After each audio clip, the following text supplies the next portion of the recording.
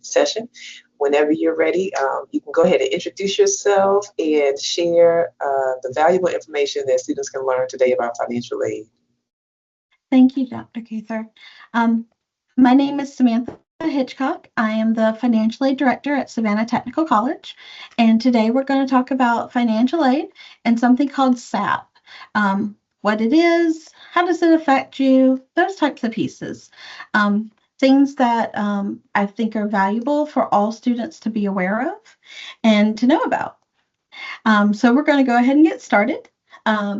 So our first piece today is we're just going to talk about the different pieces that we're going to talk about. What is financial aid, how to apply for it, and how to even view it in your account.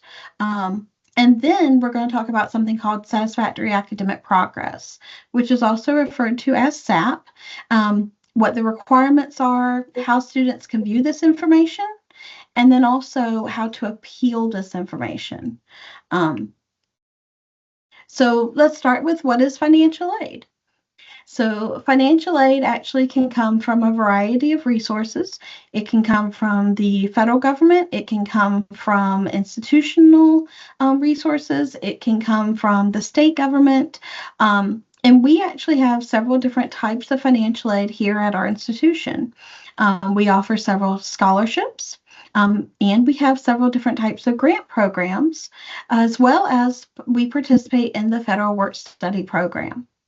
So the scholarships are going to primarily come from the state or private entities. Grants are mostly going to come from either the federal or the state government. And then the federal work study is actually positions on campus that students can work in to help earn money. Currently, our federal work study students do make $15 per hour, and they are able to work up to 19 hours a week.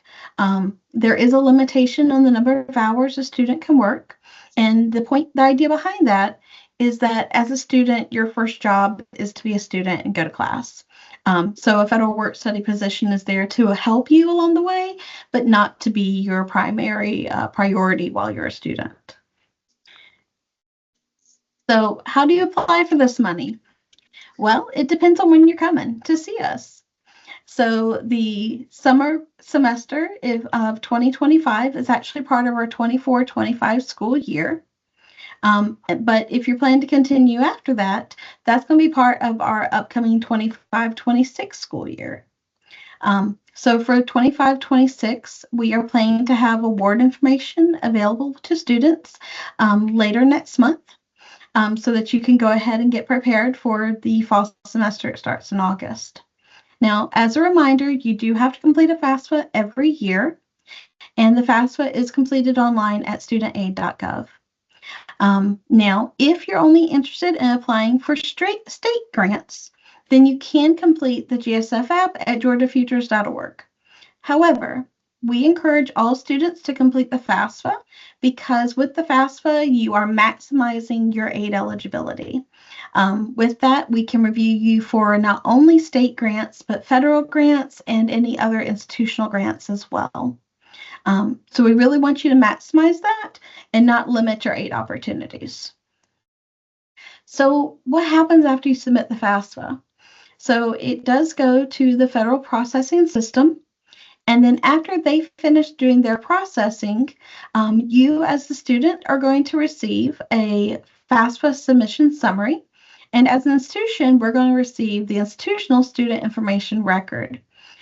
So it is really important when you complete the FAFSA that you put Savannah Technical College as the school to receive that information, because only schools that you select will receive that information from the federal processing system. Now, after we receive that information, remember, starting in late May, you're going to have access to your award information online in your account. So most students are familiar with this part of their account, but I just want to remind everyone on how to view it under financial aid and then your award information. And then you do have to select your award by aid year. So if you're looking at summer, you're going to go into the 24-25 school year. Now, if you're looking for fall, then you're going to want to make sure that you're looking at the 25-26 school year. Currently, it's not an option online in your Okta portal because we haven't pulled that information in yet. But starting next month, you're going to be able to see that information as an option as well. So when you're in your school year that you select, you're going to want to look at your award overview. And this page has a lot of information on it. It'll have all the information that you can see on the screen right now. And all of this is based on a full-time enrollment status. So I like to call this sometimes big, scary numbers. Because if you look at it, your cost of attendance, which is an estimate of the cost for you to attend school for multiple semesters, is almost $30,000. But that's looking at as if you are having to pay for absolutely all of your costs out of pocket. Many of you already have housing or already have transportation arrangements. So for many of you, this is not your actual cost. It's not your bill. It's not anything that you have to pay to the school. It's a federal guideline that we have to adhere to. What you're really looking at is actually a little bit further down on the page, which shows your award by term. And if you look, this has the fall semester, it has spring semester, and the summer semester, because we award for the full school year every year. And it tells you your anticipated aid for that semester. And it is, because it's only free money, it is automatically accepted. So there's nothing additional you have to do in your account to accept this money. You just need to be enrolled in your classes, and then the funds will auto-apply to your account. Now, satisfactory academic progress is a regulation to help you keep your money. So schools are required to evaluate student progress every semester. And we're looking at both a qualitative and a quantitative measurement. So that is your GPA and your percent towards the completion of your program. Now, all students are going to be reviewed at the end of the term. So as a reminder, if you're enrolled currently for the spring 2025 term, at the end of the semester in May, after classes have ended and after grades are available, then we will start having to do that review before your summer 2025 classes start.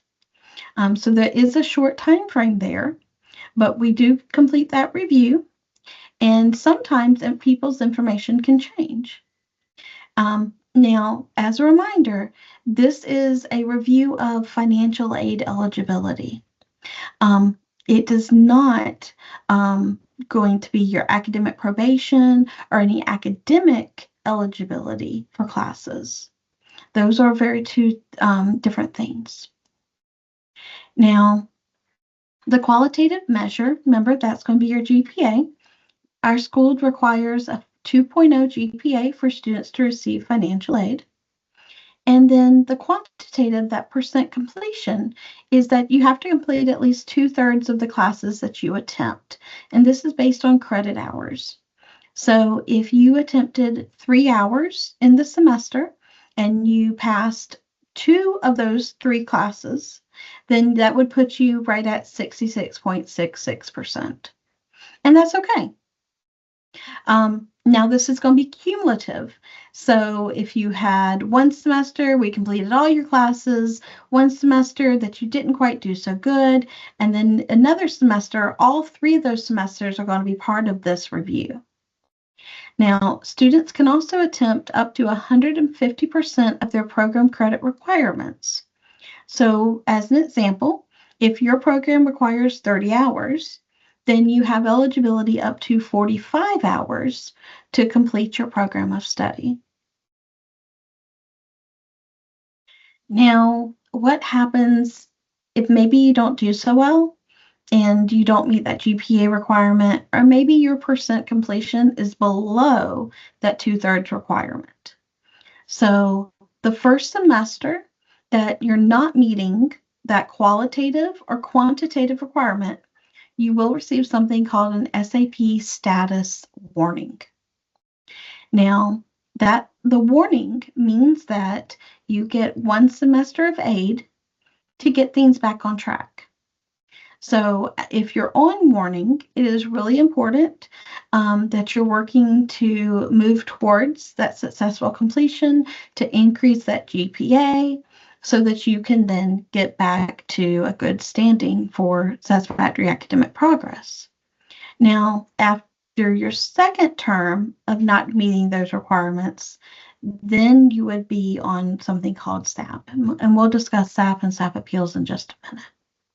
Now, something though that if you do not complete your program within that 150 attempted hours, you actually do not get a financial aid warning. You actually go automatically to a SAP appeal or an SAP status.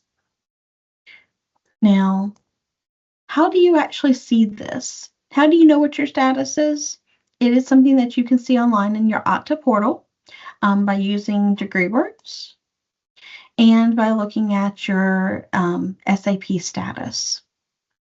So if you were to look at your SAP status right now, you would be able to find out if you're currently on a financial aid warning or if you have a good standing, those types of things. So if you were on a warning and did not do well in the spring semester, after we complete those reviews in May, you may need to do an SAP appeal. So just as a reminder, that qualitative GPA requirement is a 2.0, and that is a cumulative GPA. So if you took a class more than once, then we are going to look at both grades that you received for that class. Now, the quantitative standards, remember, that's going to be that 66.6% completion. Or you may have to do an appeal because you have more hours than the 150% requirement. And this will a lot of times happen to students who may be transferred in hours, or maybe you changed your major before.